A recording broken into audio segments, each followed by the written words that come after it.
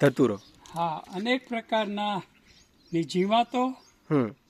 અને રોગો સામે રક્ષણ આપવાનું કામ આ કરે છે. આનો પણ ઉપયોગ આપણે ખેતીવાડીમાં ઔષધિ તરીકે કરીએ છીએ, એટલે એને રાખ્યો છે અહીંયા. બરોબર. અચ્છા, આમાં આ કાંટાવાળા એના ફળ આ આવે. આ જુઓ, આ એના ફળ. હા, બરાબર.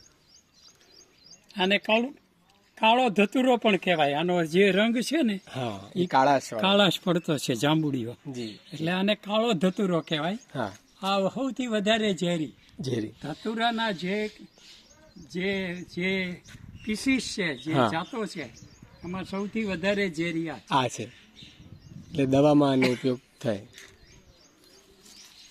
કેટલીક માણસની ઔષધિઓ, ખાંસીને લગતા જે રોગો હોય ને, હા, એમાં આનો ઉપયોગ અમે કરીએ. થાય.